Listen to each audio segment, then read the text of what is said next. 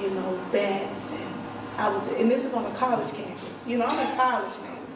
You know, I'm in college. I'm in college, and I'm on the campus, and you know, they're calling my dad like, hey, you know, she's supposed to be getting her education, and the dean is calling because she's out here fighting this man.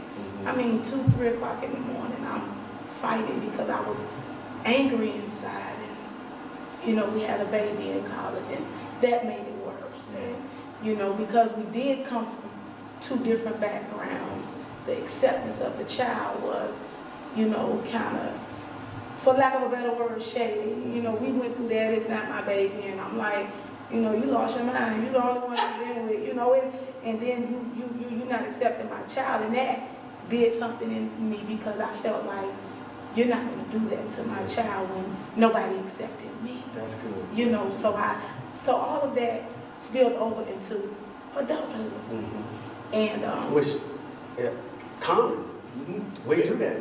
Yeah. Especially saved folks. Yeah. Very much so. Very much so. Yeah. I mean, you will find out one time, I mean, it's just a situation that I've seen thus far. You know, a lot of times we come to church and put our mask on because of the fact that we don't really want to show our true self to the outside.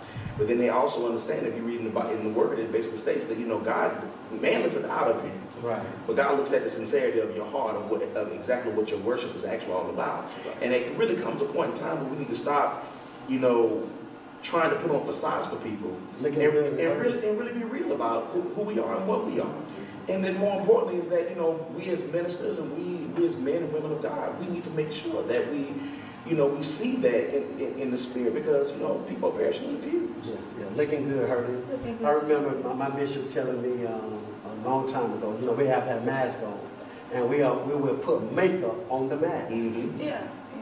And that's good, looking good and hurting, and that's what I would do, because I would spend, because I always tell people I've always been a big girl, and I love me. Now I love me, but I didn't love the inner me. Yeah. I loved the outside because I felt I had to make that appearance great. Yeah. You know, I felt I had to do that. You know, but I was looking good and I was hurting. I didn't realize. But you know, the thing about it is that as I was hurting, I was helping people who was hurting, but I didn't realize that was for me. You know, even in college, when people see you acting crazy and know you're fighting, they're coming to you for advice. You know, didn't you just see me out here with this bat in my hand? What can I tell you? You know, what can I say? So I didn't realize that God had another plan for me, because one, I didn't know who God was. So I couldn't realize that. And well, since you touched on that, at what point did salvation come in? Salvation really came in. Now in college, you know, we were in a Presbyterian school, so they gave us, the salvation really came in my life in 2007 when I was at Gateway. Okay. I was a mental health counselor over there, and I had a young lady. I did a mirror exercise, and I had the young lady look in the mirror, and they had to speak to the mirror, and they had to combat everything that the mirror was telling them. It had to be positive. So, you know, when you have young people addicted to drugs, those drugs talk to you. And the young lady talked, and she was saying things, and she said the mirror was telling her that she was nothing but a crackhead. And I said, tell the mirror you're not. Tell the mirror you're not. So this is our session. And I think they kind of threw me for a loop, because they say, Miss Fowler, are you going to do it? I said, excuse me? Wow. You know, are you going to do it? Holy Ghost know how to do it. You know, so I said, well, if I'm to have these women believe in me, then I have to show them me. Yeah. So, of course, I did it. And I mean, we were in the room almost 2 hours, and we were crying. We were crying. But one young lady, she didn't really get into it, but she ran out the room. They came to find me, and they said, that young lady's looking for you. And I walked to her, and I found her, and I hugged her. And right then, it's like something grabbed a hold of me. And I just cried and felt and cried, and I wouldn't let her go. She wouldn't let me go. I felt like that wrestle. I was wrestling with that angel, because I wouldn't let her go. She wouldn't let me go. I wouldn't let her go. She wouldn't let me go. And I mean, we're just she's just telling me, just crying. And she was like, it hurts so bad. It hurts so bad. I just want to let go. I just want to let go. I just want to let go. And I'm like, I just want to let go.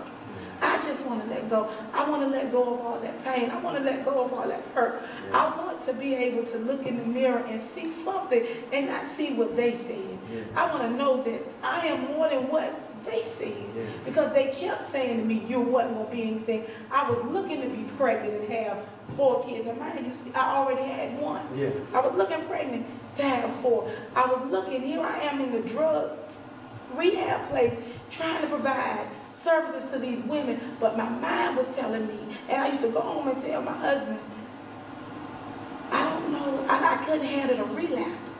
But the trick of the devil said, the only way you will know how to handle a relapse is if you use the drug. And I used to go home and fight that thing, and I'm like, why these women keep relapsing? They're doing so good. I'm pouring myself. What is it about the drug that keep calling them? I want to try it. Yeah. So it just kept going in my head. I never did. God helped me. But that's when salvation kicked in, and I knew I really needed God and I needed help. And the lady told me, after that young lady walked away, this lady came and stood right in front of me. She said, that girl has been raped. She was abused by both her mom and her dad. She was sold into prostitution at about 7. That girl, and all she asked for was you. She didn't want you in that room. She wanted you by yourself. That girl had so much pain. And I cried for about 3 nights. God, why did you show me that? And all I kept hearing is, let go, let me, let go, let me. And I let go, and I let God, and I surrendered to His will. Now let's not, and people think salvation is this ticket to be free. No, it's a job. You got to work at being saved. Every day I fight that. I have that war within. I have that war within, but I had to release that pain.